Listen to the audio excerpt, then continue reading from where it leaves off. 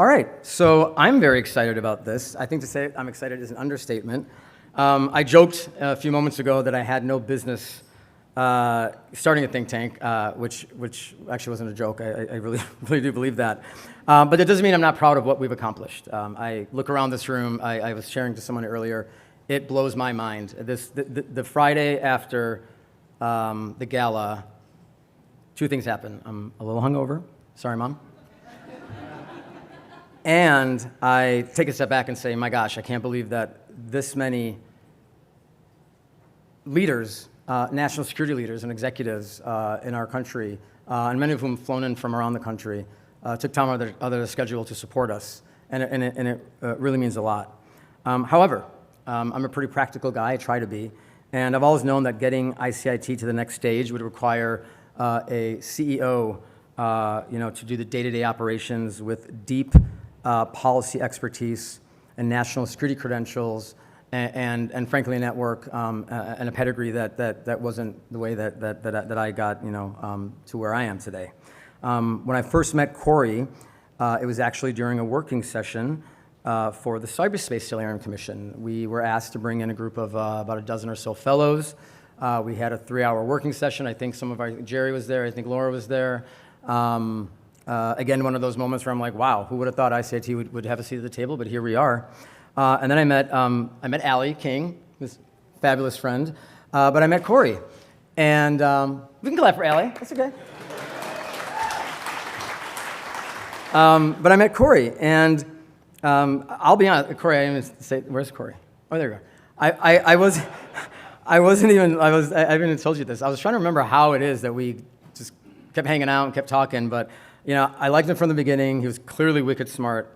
One thing led to another, and here we are today. And I never really thought when I met him in that building as part of the Solarium Commission that he would be a partner of mine and of ours in ICIT. On paper, Corey's resume is remarkable, right? 20 years of national security policy and business experience, leadership roles at organizations and institutions, including the Army Judge Advocates General Corps, Ankara, Resolute Strategic Services, the Solarium that I mentioned, Center for a New American Security. He's currently serving in the Army Reserves as a legal advisor to the U.S. Army Cyber Command. He's an adjunct professor at Clemson University, and he's the CEO and founder of Gray Space Strategies. All very impressive. But that is not the reason why I'm very excited about Corey joining. It helps, don't get me wrong, it helps. But the reason that I'm so thrilled to have Corey join the team and to work with him is because he's fundamentally a good man. He's a good person. He is kind. He is thoughtful. His values revolve around equality and social justice and equity. He has ethics. When we talk, when you talk when no one's listening, he wants to make the world a better place. He wants to be part of ICIT because he believes that ICIT is a platform that has the potential to improve quality of life by supporting and securing critical infrastructure for millions and millions of Americans and folks around the world. And I'll let him share his vision more. But in talking with him and getting to this point, I've just become so impressed and enamored with him. And I'm very grateful for his partnership, and I'm excited. I told you I was going to try to make you cry. I don't know if it's working or not. He's become honestly, a very dear friend and a trusted partner, and I'm just so excited about the next 10 years. So please help me welcoming our new CEO, Corey Simpson, to the stage.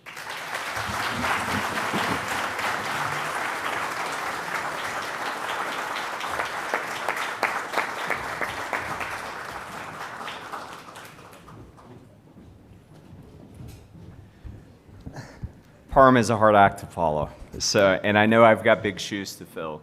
But I've learned a couple of things in that story, and I think one, you set the standard for the first event I have, which is with coffee and salsa and chips. So did I get that right? And then the second thing I heard is he intentionally set me up for a massive planning operation for this time next year. So I hope at the 10-year anniversary of this, we could get together.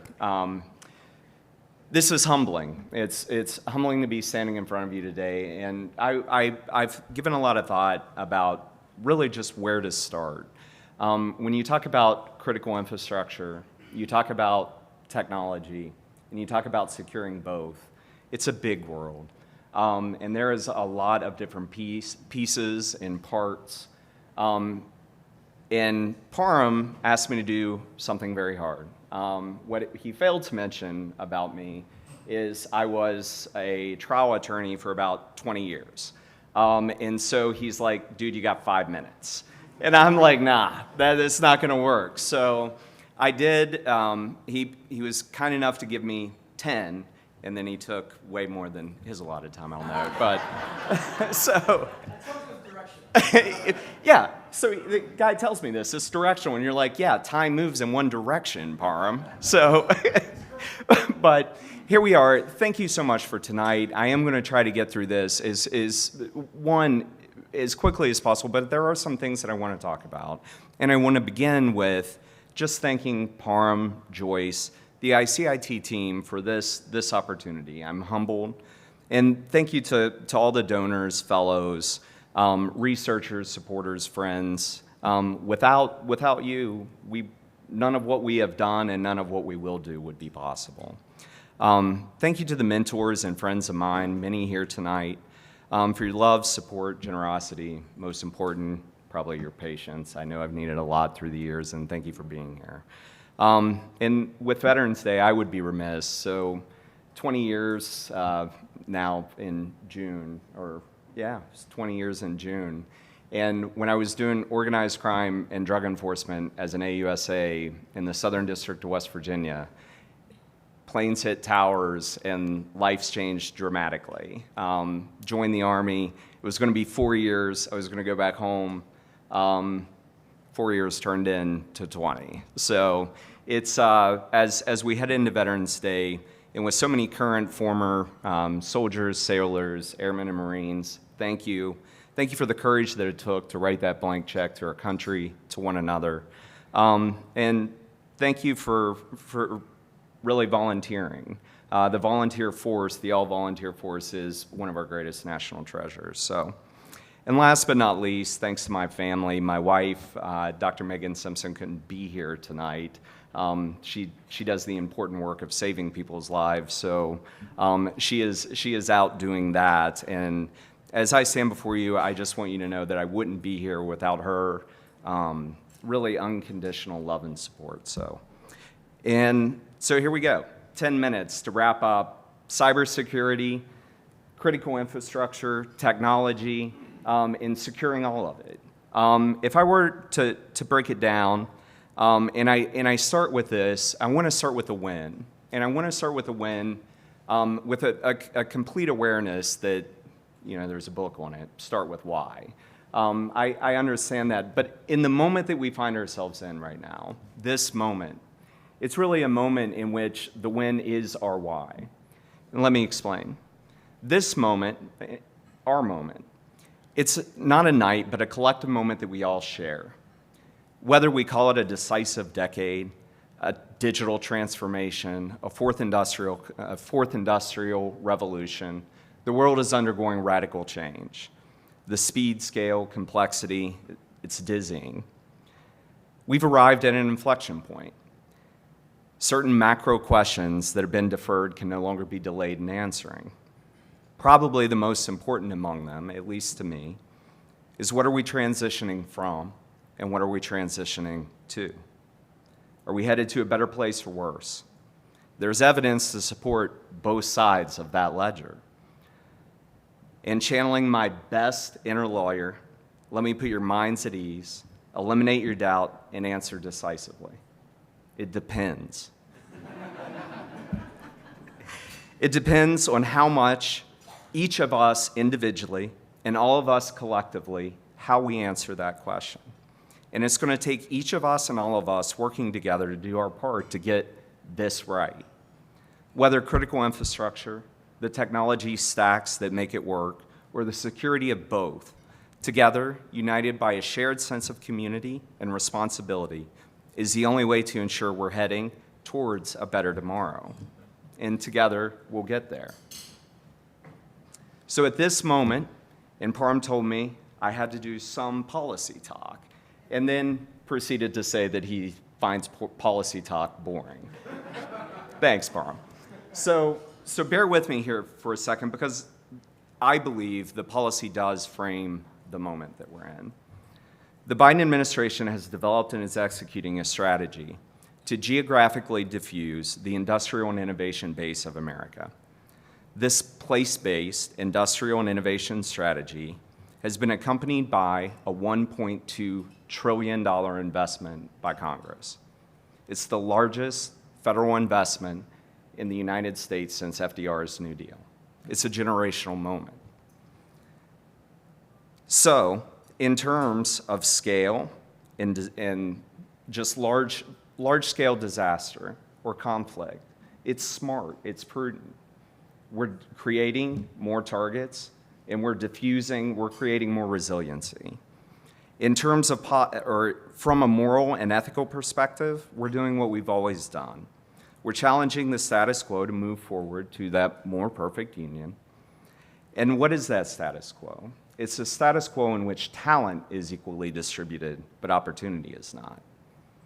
So however prudent and however noble those strategies are, when you make change at this scale, there are very real challenges.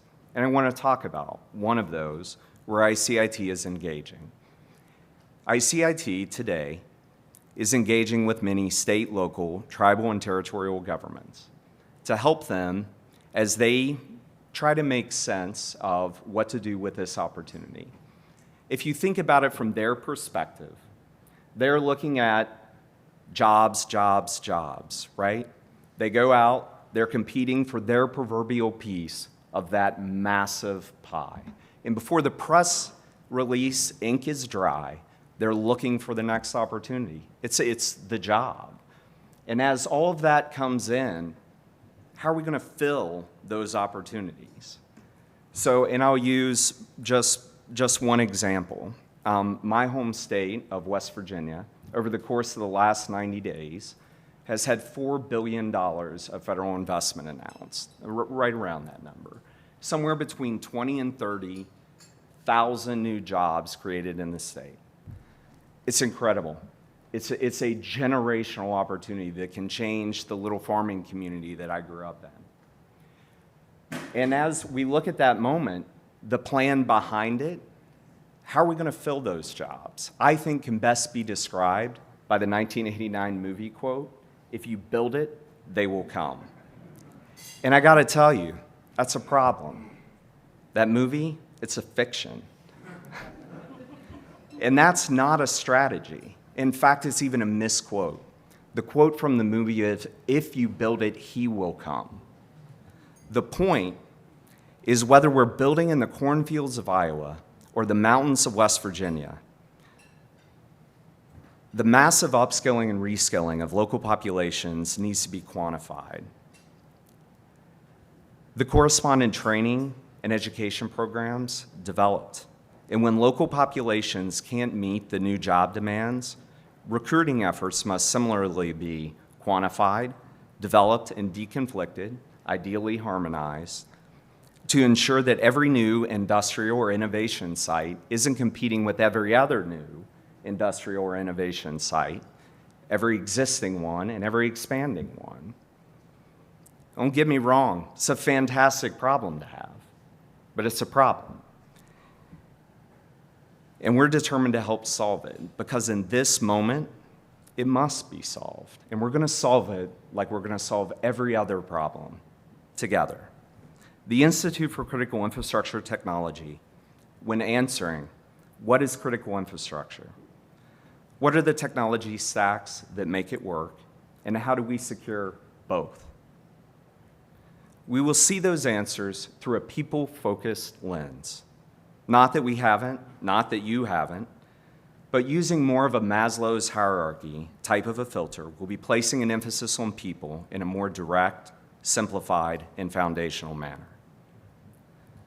The lens through which we see the world can either obfuscate it or it can make it clear. When we see the world clearly, we can dramatically and fundamentally change it. When we don't see the world clearly, we fail to reach that better tomorrow. And we see clearest and we see furthest when we see simply. Providing security and resiliency for the most foundational of human needs is the Occam's razor for a cause.